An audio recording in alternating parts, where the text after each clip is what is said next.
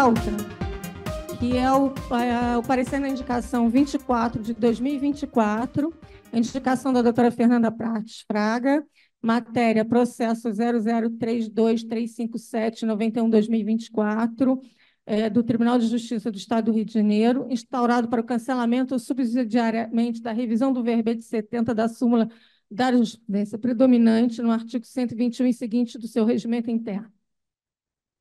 Relatores, doutor Denis Sampaio, da Comissão de Direito Penal, e doutor Caio Badaró Macena, da Comissão de Criminologia. Só por um esclarecimento, você quer fazer a questão do amicus curiae? Há um pedido de amicus curiae nesse parecer que já foi deferido pelo nosso presidente na sessão anterior. Inclusive, o amicus curiae nós já ingressamos como amicus curiae, o nosso presidente acolheu a de referendo do plenário, e inclusive, já foi deferido o ingresso do amicus curiae do IAB pelo Tribunal de Justiça do Rio de Janeiro. Então, como nós vamos discutir agora o mérito do parecer, então eu passo a palavra para o primeiro relator, doutor Denis Sampaio, da Comissão de Direito Penal. Desculpa, é o doutor Márcio Barandier, presidente da Comissão de Direito Penal, que fará a sustentação do parecer pela comissão. Doutor Márcio, por favor, com a palavra.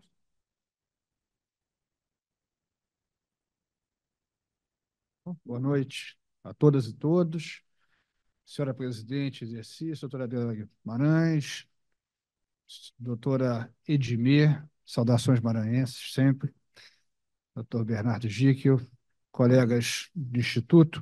O parecer é da relatoria do doutor Denis Sampaio, que estava aqui na sessão passada quando foi retirado de pauta em razão do adiantado da hora, e ele não pôde vir hoje, então eu vou fazer a apresentação e já registrando que é um parecer extremamente fundamentado e um pouco longo, e eu não vou ler, obviamente, vou tentar fazer um resumo, mas eu preciso registrar mesmo os cumprimentos ao doutor Denis Sampaio, parecer que foi aprovado por unanimidade no âmbito da Comissão de Direito Penal, e trata do seguinte: o Tribunal de Justiça do Rio de Janeiro editou uma súmula número 70, em 2003, que tem o seguinte teor: o fato de restringir-se a prova oral a depoimentos de autoridades policiais e seus agentes não desautoriza a condenação. Então, em resumo, trata-se do seguinte: o Tribunal de Justiça sumulou um entendimento de que uma condenação criminal pode ter como fundamento exclusivamente a palavra de policiais. Inclusive, houve muitas decisões, agora menos atualmente, mas muitas com base nessas palavras apenas em depoimentos e inquéritos policiais, e não em juízo. Mas, a Defensoria Pública do Estado do Rio de Janeiro, em 2018, provocou uma discussão sobre o cancelamento dessa súmula, encaminhando o cancelamento subsidiariamente à revisão, e encaminhou para o Centro de Estudos e Debates do Tribunal de Justiça, e foi instaurado, posteriormente, o procedimento que está em andamento para discutir no órgão especial do tribunal essa proposta da Defensoria Pública. E o parecer, doutor Denis Sampaio, eu vou destacar alguns pontos que me parecem mais relevantes. Então, primeiro, diz o doutor Denis o seguinte: que a formulação de um método de valoração probatória apropriado ao processo penal deve ter como norte um alto grau de severidade, severos testes de evitação de erro e de exigência de um estandarte probatório para ultrapassar o estado de inocência do acusado. E aí ele cita Gascon Abelin, que afirma que quanto mais exigente seja o estandarte probatório, o estandarte para provar um fato, mais racional será a decisão que declara aprovado esse fato, pois um estandarte probatório muito exigente minimiza a possibilidade de erro e maximiza a possibilidade de acerto. E daí se extrai a necessidade de minimização de erros decisórios no processo penal em decorrência dos graves efeitos impostos, bem como pela visível posição de desvantagem processual sofrida por acusado. Vejam, e o parecer segue nessa linha, há no processo penal uma assimetria muito marcante.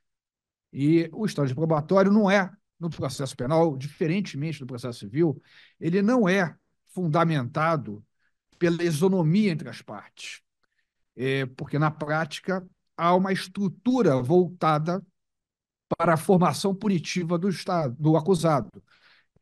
Há um contato e a relação conjunta entre a polícia judiciária, a polícia investigativa e o Ministério Público, são os órgãos de persecução penal.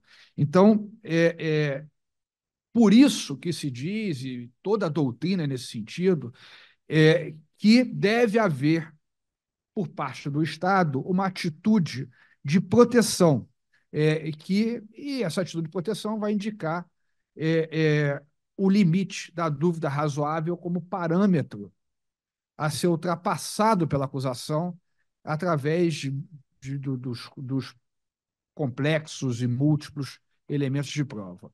E essa súmula 70 justamente inverte essa lógica, porque ela considera como suficiente para uma condenação criminal as simples palavras dos policiais, que são os responsáveis pela diligência de prisão, principalmente quando se trata de prisão em flagrante. E a maioria dos casos em que essa súmula é aplicada são os casos de prisão em flagrante, a maioria desses casos de tráfico de drogas, pessoas condenadas com base exclusivamente na palavra de policiais.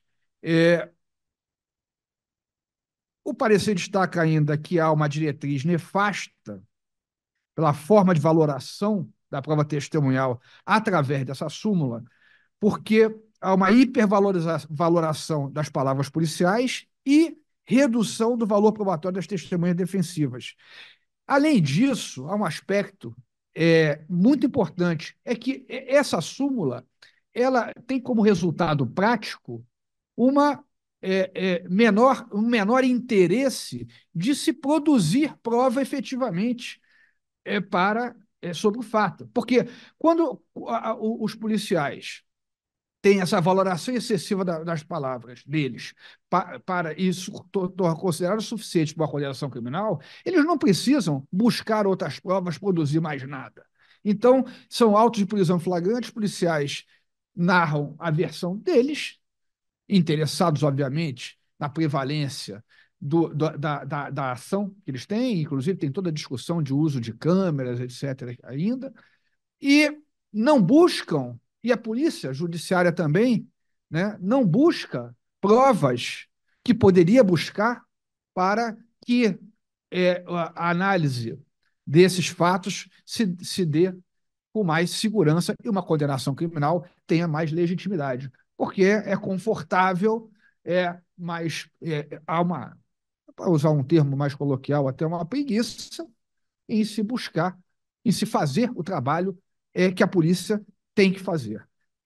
Então, esse direcionamento, como o parecer diz, acrítico das informações trazidas pela narrativa policial, que ganha uma presunção de veracidade no entendimento dessa súmula, e, enfim, produz uma série de erros judiciários gravíssimos.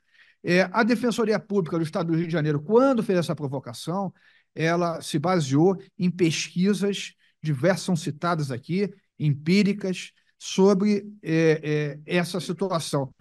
Tem, inclusive, aqui um estudo de 2021 que aponta que 88% dos casos em que há denúncia de tortura formulada pelo réu, a despeito de haver marcas aparentes de lesões em 43%, 46,3% das hipóteses, mesmo assim ocorre condenação. Então vejam a força que essa súmula tem nefasta, porque os réus denunciam torturas, têm marcas de torturas e, mesmo assim, são condenados com base apenas nas palavras dos policiais, que eles dizem que foram torturados e que apresentam, muitas vezes, elementos bastante indicativos de veracidade do que alegam. Aliás, A tortura é uma realidade que todos nós conhecemos aqui, histórica no Brasil. E continua bastante praticada. E eu não sei como é que está meu tempo, presidente, mas um dos critérios, diz o parecer, para aferir grau de culpa em relação ao acusado diz respeito ao reconhecimento do estado de inocência como principal parâmetro destinado à avaliação e formação de um Estado preocupado com a proteção de inocentes e, consequentemente, caracterizado não apenas como primeiro critério reitor do conteúdo da estrutura do processo penal, mas como parâmetro de civilização. Então, nessa dinâmica processual, o que se deve seguir é o seguinte: o acusado é inocente, logo, como se explicam essas provas contra ele? E podemos ampliar a indagação.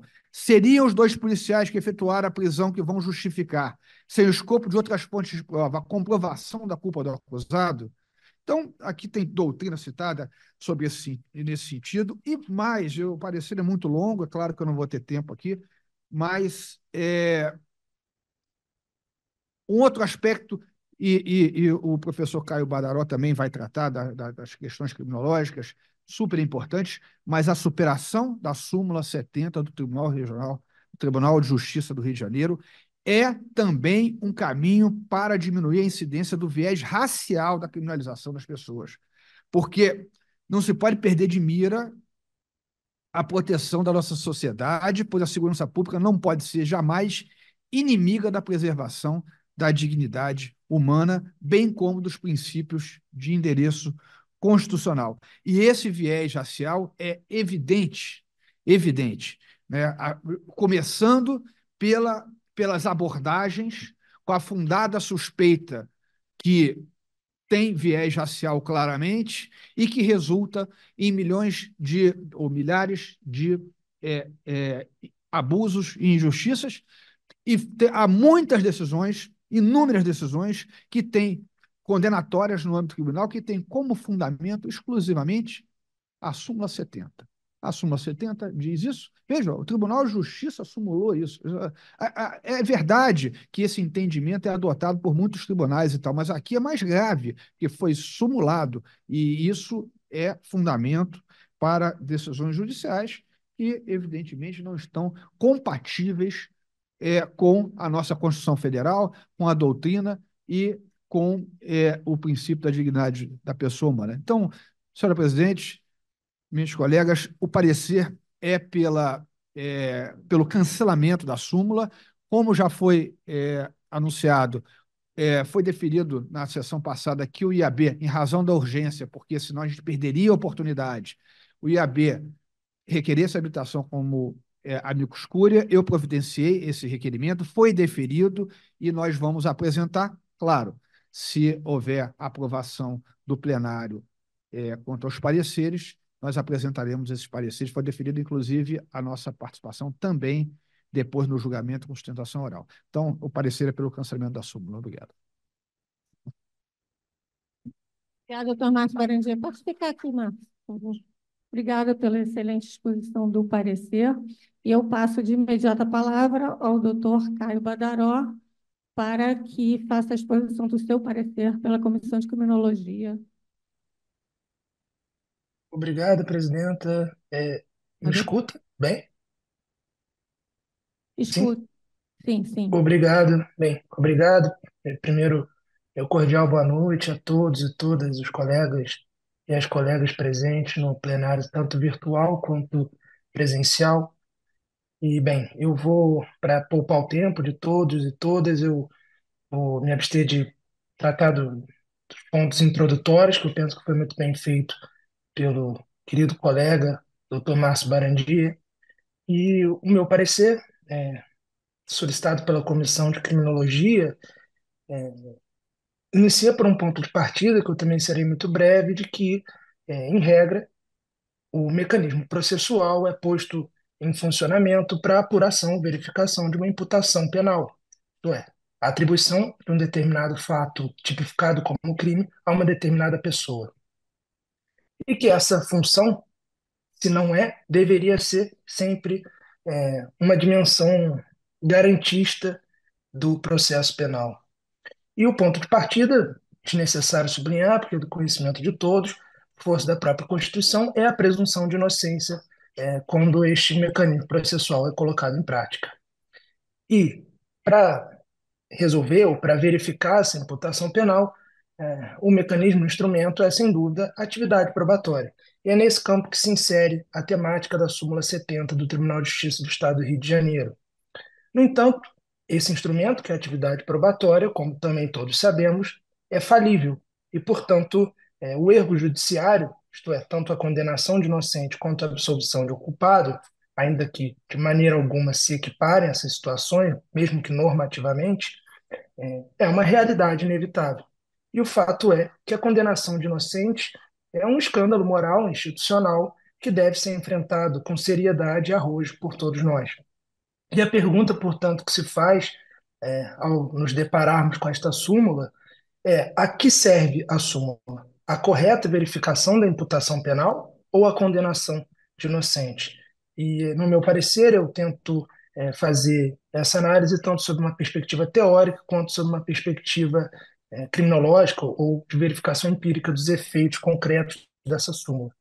E, numa perspectiva teórica, o ponto de partida seria tanto a epistemologia do testemunho, ou, traduzindo de maneira mais simples, o enfrentamento do tema de como o testemunho de alguém pode servir como fonte de conhecimento, e também da psicologia do testemunho, isto é, uma série de estudos que visa a investigar o funcionamento da memória humana e o relato a partir da memória humana. E esses estudos, para simplificar e não tomar o tempo de todos além do necessário, indicam uma visão, a necessidade de se adotar uma visão não presuntivista da prova testemunhal, isto é, não encarar a prova testemunhal a partir de uma presunção de que ela é correta, mas, ao revés, abandonar a confiança na prova testemunhal pela justiça penal e também não só a prova testemunhal, mas na própria memória humana. Então, sob uma perspectiva teórica inicial, esses seriam os caminhos que os estudiosos do tema indicariam. Mas eu sigo no parecer e busco verificar quais são exatamente as justificativas que costumam ser dadas para conferir uma alta credibilidade à palavra dos policiais, porque esse é o tema que se enfrenta quando nos deparamos com a súmula. E, a partir de um trabalho da professora do Departamento de Sociologia da Universidade de São Paulo, Maria Gorete Marques de Jesus, que investigou o tema com muita seriedade, é possível extrair pelo menos 3 teses principais que sustentam a ideia de que é possível e que se deve conferir uma alta credibilidade à palavra dos policiais em processos criminais. A primeira tese é uma crença na função policial, isto é, o argumento da fé pública, que, se é que foi recepcionado no âmbito administrativo depois da Constituição de 88, no processo penal encara um problema muito evidente, que é a presunção de inocência, que não permite essa inversão, se é que é possível no direito administrativo, mas com certeza absoluta não é permitida no processo penal por conta da presunção de inocência, foi positivado na Constituição de 88. A segunda tese que sustentaria essa alta credibilidade conferida à palavra dos policiais seria uma crença na conduta policial, que nada mais seria do que o argumento de que faltaria uma intenção nos policiais de prejudicar os acusados. O problema aqui, eu vou me abster aqui, não vou tratar se isso na prática funciona dessa forma, se os policiais de fato não têm intenção, mas eu penso que o problema prévio aqui é que o salto é injustificado, o salto entre a falta de intenção e a correção dos depoimentos. E, portanto, que é preciso contrastar esta tese da crença na conduta policial às pesquisas científicas da psicologia do testemunho, que indicam que alguns fatores, mesmo que não intencionais, impactam na qualidade dos testemunhos policiais, como, por exemplo, o estresse nas situações de abordagem policial ou mesmo de atuação policial, as expectativas e os estereótipos que o próprio ethos policial irá conferir e irá impactar na própria análise do fato naquele momento e a sua recuperação, também o estado emocional e a violência do evento, todos esses fatores de deturpação e comprometimento da qualidade da informação mnemônica. Razões pelas quais essas primeiras 2 teses não se sustentam. E a terceira tese seria a crença numa espécie de saber policial, que seria o argumento de que o policial é, é um sujeito muito especialmente treinado e, por isso, o depoimento dele merece essa alta credibilidade. O problema é que também aqui a tese não se sustenta quando nos confrontamos ou quando fazemos uma análise, um cotejo com os estudos da psicologia do testemunho. Novamente, alguns fatores já indicados é que somente treinamentos muito específicos fazem com que o depoimento, a percepção de um determinado sujeito possa ser melhor do que a dos demais, algo que não me parece que aconteça. Além disso, é preciso considerar os efeitos de scripts de rotina. Portanto, os policiais estão sempre realizando aquela mesma atividade. Isso traz uma série de expectativas, estereótipos, mas também de uma certa confusão na memória do policial, que muitas vezes não consegue e não pode distinguir entre aquilo que ele fez semana passada, aquilo que ele fez no último mês e aquilo que ele fez ou que se passou ontem. Afinal, são eventos muito semelhantes que se enquadram numa espécie de rotina. E isso, os estudos científicos, uma série de estudos científicos já comprovou. Além disso, há um evidente fator de exposição de informações pós-evento, que também se relacionam com esse efeito, com essa prática rotineira de atuação policial. Afinal, os eventos do mês passado são muito impactados na rotina policial pelos eventos que se passaram na última semana ou que se passaram nos últimos dias.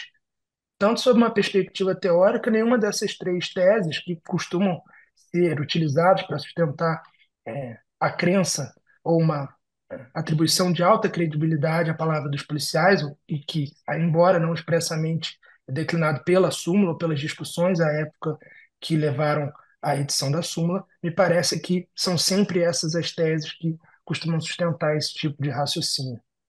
Tanto numa perspectiva teórica, aquela pergunta fundamental sobre a que serve a súmula 70 deve ser respondida, que ela serve aqui a contribuir para a condenação de inocentes. E passando para uma perspectiva já criminológica, me socorro aqui do parecer dos professores Saulo de Carvalho, Mariana Weiger, que fizeram esse parecer para tratar do tema específico da súmula 70, pedido da Defensoria Pública do Estado do Rio de Janeiro. E neste parecer, os professores de criminologia apontam os efeitos concretos da súmula 70 sob o ponto de vista, óbvio, criminológico.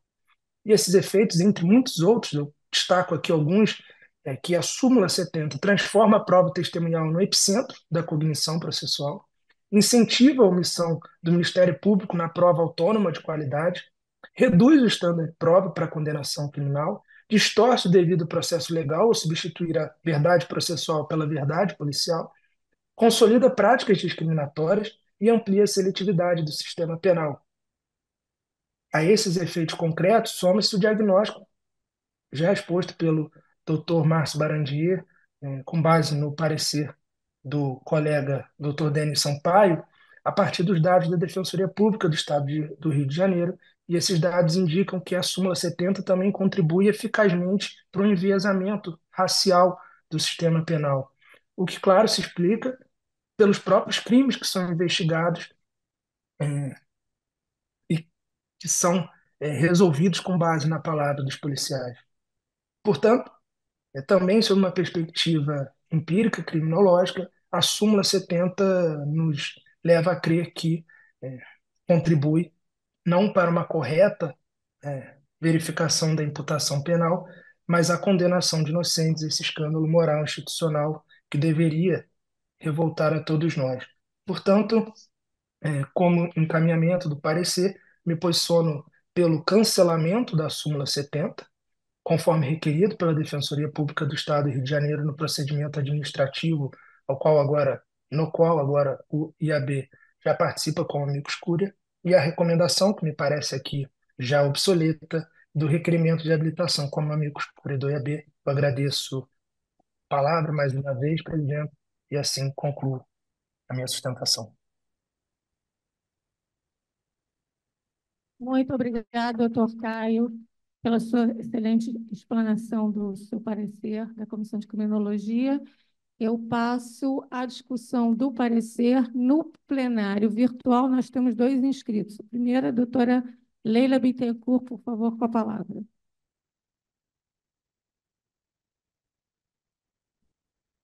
Doutora Leila. Tem que liberar. Ah, pronto, liberou. Boa noite a todos. Essa súmula, ela é um descalabro e uma vergonha ao próprio Estado democrático. Por quê? Primeiro, distorce o processo penal. Por que que distorce? Porque falha com o princípio, né, da ampla defesa, na medida em que ele desequilibra a relação acusação e defesa. Portanto, desequilibra. Na medida em que desequilibra isso, viola o Estado democrático, que impõe, segundo a Constituição, também a ampla defesa. Em segundo lugar, legitima os abusos que todos nós sabemos, e isso não é desconhecido, desequilibra os abusos das forças de segurança. Em terceiro lugar, já foi falado aqui, né, porque ela amplia essa seletividade que ela não sei se é endêmica, ou o que que é, mas ela é imensa e profunda e tem raízes profundas na seletividade que atinge os pobres e os negros. Portanto, essa súmula é uma vergonha. Aliás, eu sou uma pessoa muito crítica a súmulas e a solidificação de teses aqui mesmo no Instituto, porque eu acho que engessa, não presta um bom serviço. Enfim, nada mais é do que uma retificação à injustiça epidêmica que nós temos no nosso país, não é só no Rio de Janeiro, é em toda parte. Então é isso. Parabéns aos dois relatores. São esses os motivos pelos quais eu peço encarecidamente a todos os meus colegas que aprovem por aclamação. Obrigada, doutora Leila. Eu passo a palavra agora ao doutor Rodrigo Gonçalves.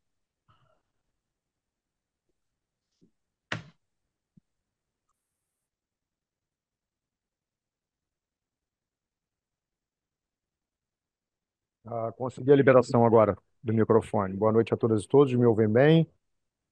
Primeiro, manifestar a alegria de estar participando e poder vê-las e vê-los ainda aqui virtualmente. Excelentes pareceres, excelentes manifestações. Mas dá um orgulho ampliado da Casa de Montezuma. Parabenizar aquelas e aqueles que hoje foram empossados e passam a ser consórcios e consórcias. E gostaria, antes de manifestar muito curtamente, dizer do brilhantismo da apresentação do Barandier, do nosso querido Barandier, presidente da comissão, e do nosso Caio Badaró, né? Foi não só elucidativa a explanação, não foram só elucidativas as explanações, mas foram explanações que mostram que, muito para além das discussões de natureza jurídica que encampam esse parecer e a participação dos órgãos e instituições imbuídos da luta democrática, esse também é um parecer e essa também é uma luta política que transversalmente busca realizar algum tipo de justiça social, porque, como bem relatou o Caio, como bem disse o Barandier, né, no introito ao que ele veio depois a aprofundar a nível criminológico, esse verbete da súmula do nosso Tribunal de Justiça do Estado do Rio de Janeiro, ela é um descalabre, parafraseando a Leila, no sentido de negar as frustrações impostas pela democracia e pelos mecanismos de asseguramento de isenção das instituições persecutórias e, sobretudo, do próprio judiciário. Porque isso é grave e precisa ser dito. Quando essa súmula ela é editada, quando essa vergonha institucional é editada, isso é uma vergonha institucional, ela viola, ela afronta gravemente um dos baluartes, né, do sistema acusatório, um dos preceitos mais importantes do sistema acusatório, que é a relativização da informação, que prova é signo. Prova é um signo processual, né, que se atribui a uma informação mediante estándares que foram constituídos e trabalhados pelos dois preletores anteriores. Agora, afirmarmos e termos em consciência de que palavra de quem quer que seja possa ter um valor a maior, é criar-se um tarifamento informativo probatório e remontarmos à Inquisição. E é muito nítido, é muito flagrante a quem essa Inquisição ela se direciona. A que tipo de população, a que tipo de gente, né, essa esse enunciado ele se volta, esse verbete se volta. Portanto, muito mais do que votarmos um parecer de tamanho brilhantismo e perfeição jurídica, isso é indiscutível, é de emocionar, né? E digo isso porque Caio foi meu aluno nacional na Faculdade Nacional de Direito, então assistir, né, a, a ultrapassagem metodológica, né, de saberes, o professor ser ultrapassado e muito por um aluno é de uma alegria visceral.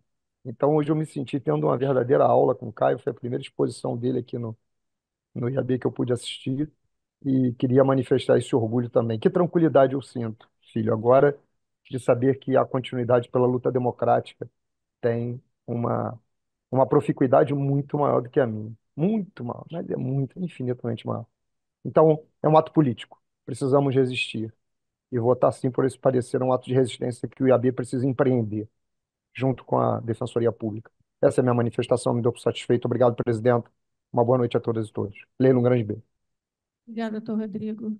No plenário virtual não tem mais ninguém inscrito, eu passo ao nosso plenário, já te escrevi, eu passo ao plenário presencial, primeiro inscrito, doutor Sérgio Santana. Senhora presidenta, muito rapidamente, queria dizer o seguinte, que mais de 20 anos do Instituto é a primeira vez que eu vejo uma sessão discutir uma indicação na esfera municipal e na esfera estadual, né? Geralmente é sempre a federal, né? Então realmente é uma sessão bastante diferente. Bom, seguindo aquela coerência, né, do que eu tenho me manifestado, eu entendi que liminarmente, eu não estava aqui na semana passada, já tinha sido deferido o ingresso como amigo da corte, sem problemas. Os dois pareceres são excelentes também, sem problema. Só queria propor que fosse enviado também para o governador do estado do Rio de Janeiro, o grande responsável por essa desastrosa política de segurança pública, para a Assembleia Legislativa, que também tem que ter conhecimento desses temas que são importantes, né? Ainda mais pela esfera constitucional. Posso concluir? E também para o Conselho Estadual da OAB e a Defensoria Pública. É a minha proposta. Muito obrigado.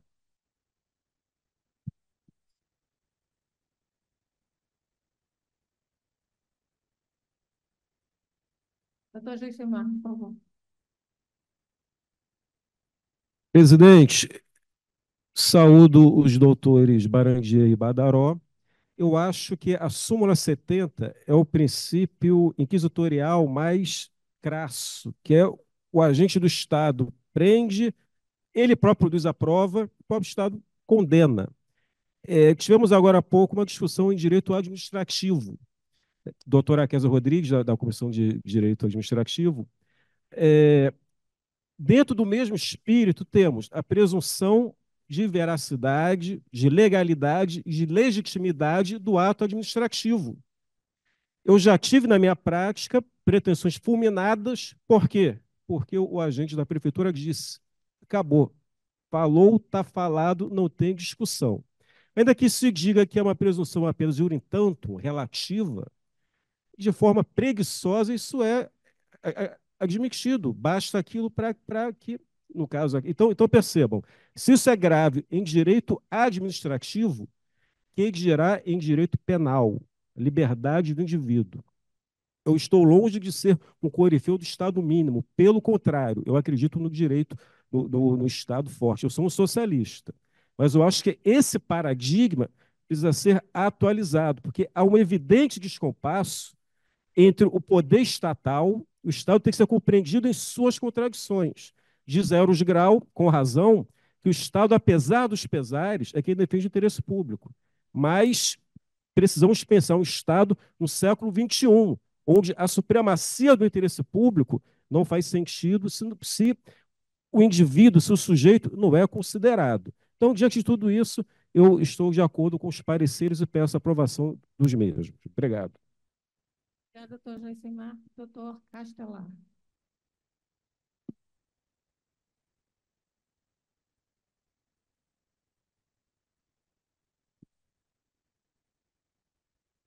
Senhora presidente e demais consórcios, essa matéria foi apreciada pela Sociedade dos Advogados Criminais do Estado do Rio de Janeiro, que eu estou no exercício da presidência.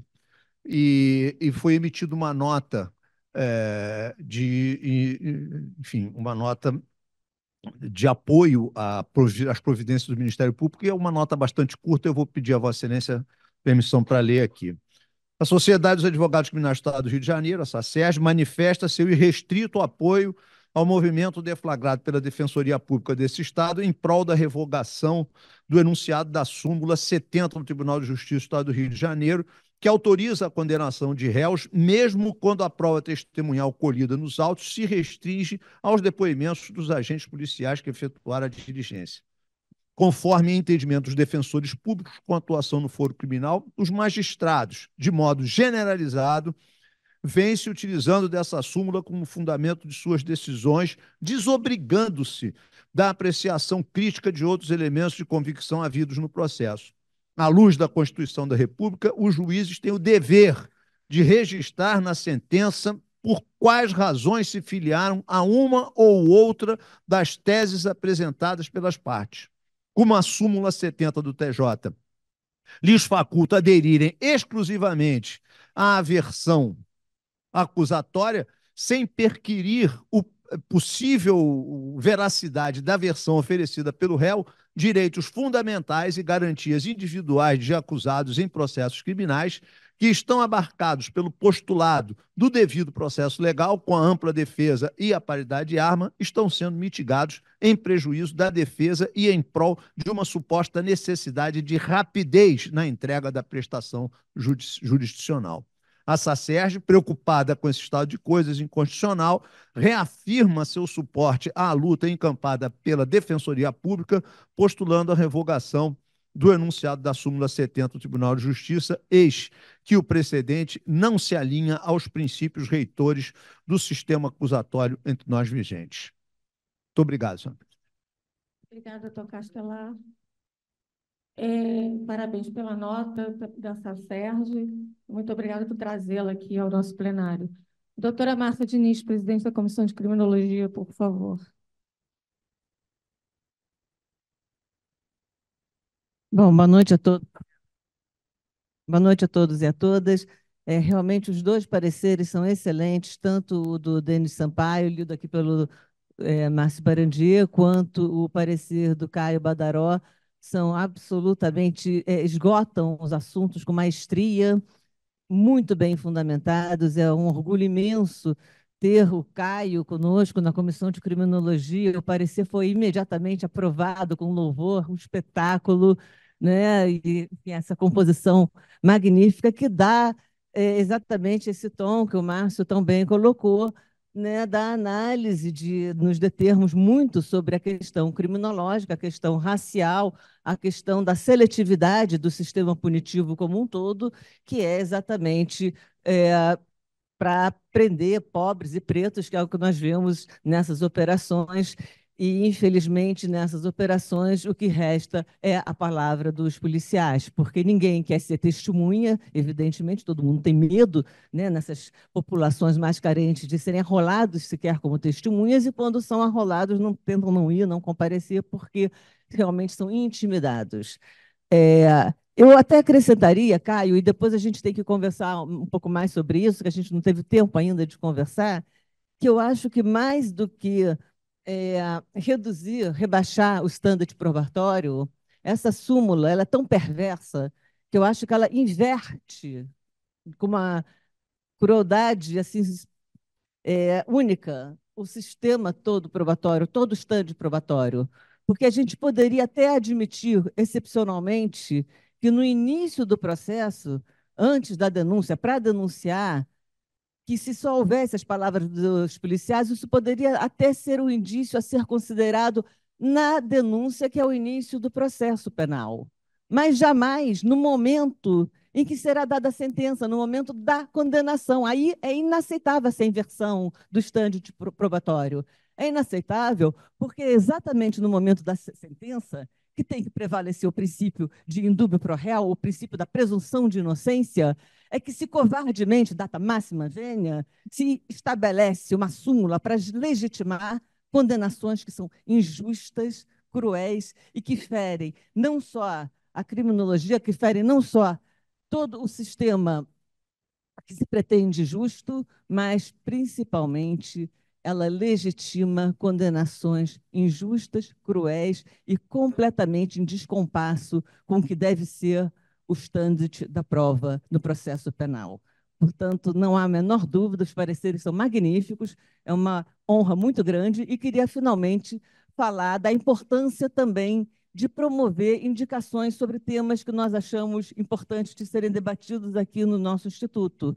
Nós vemos muitas vezes indicações que às vezes mandam para uma ou duas comissões e depois outras comissões, por ocasião do julgamento da pertinência de cada indicação, várias presidentes de comissões ou membros de outras comissões entendem que esse assunto também seria interessante, pertinente ao tema de suas próprias comissões e pedem que suas comissões façam pareceres sobre esses temas.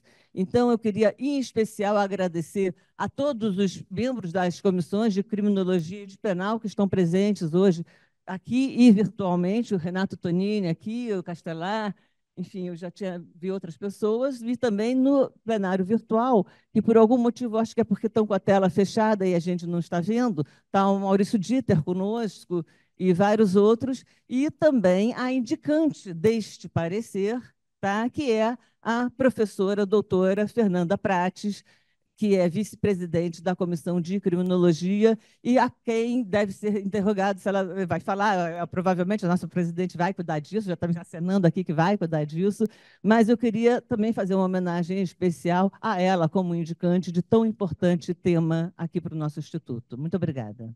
Obrigada, doutora Márcia. É claro que é dada sempre a palavra indicante, isso está no nosso regimento interno. Não havendo mais ninguém queira se manifestar, eu passo a palavra à indicante Fernanda Prates Fraga. Com a palavra, doutora Fernanda. Microfone, doutora Fernanda.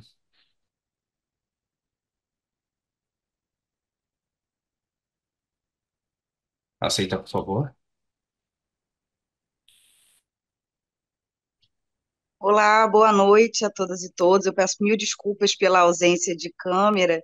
Eu tinha falado com a Márcia que eu não ia poder abrir, mas só uma palavra final para agradecer muitíssimo aí os pareceres, né, do Dr. Denis, do Dr. Caio, a leitura super atenta do Dr. Márcio, e dizer que eu estou muito feliz, né, de ter feito essa indicação, de trazer essa discussão, né, para o Instituto, que é, né, como os pareceres mostraram, de forma muito importante, é uma súmula que vem causando enormes, né, prejuízos, não só a várias pessoas, né, mas também a própria qualidade do sistema de justiça criminal. Então, fico muito feliz que o Instituto tenha se colocado, né, à frente disso para lidar com essa questão. Muito obrigada a todos, boa noite. Muito obrigada, doutora Fernanda. Antes de colocar em votação, só para esclarecer que o encaminhamento pedido pelo doutor Sérgio Santana não tem nenhum cabimento, porque se trata de um processo administrativo, a requerimento da Defensoria Pública, instaurado no órgão especial, os relatores desembargador Sérgio Sveiter, já foi, inclusive, deferida a juntada de memoriais e sustentação oral aos amicus curiae, inclusive ao IAB. Então, não tem cabimento nenhum se encaminhar ao governador, até porque não é matéria, sim uma súmula emanada pelo próprio Tribunal de Justiça, não tem por que encaminhamento ao governador do Estado. Márcio, parece que o doutor Márcio queria fazer mais um esclarecimento sobre esse pedido, doutor Sérgio Santana. Eu sei que você não leu.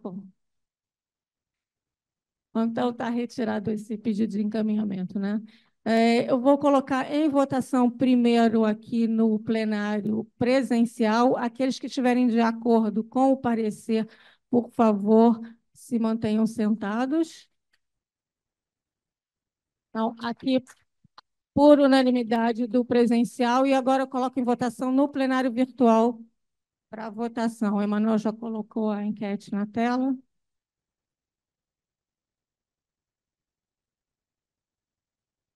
Aguardando um votante, doutora.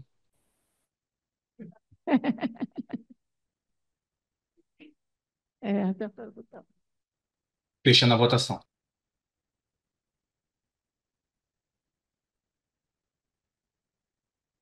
É, 93% votaram pela aprovação, 7% de abstenção. Parabéns a todos os pareceristas e aos presidentes de comissão e à indicante, doutora Fernanda,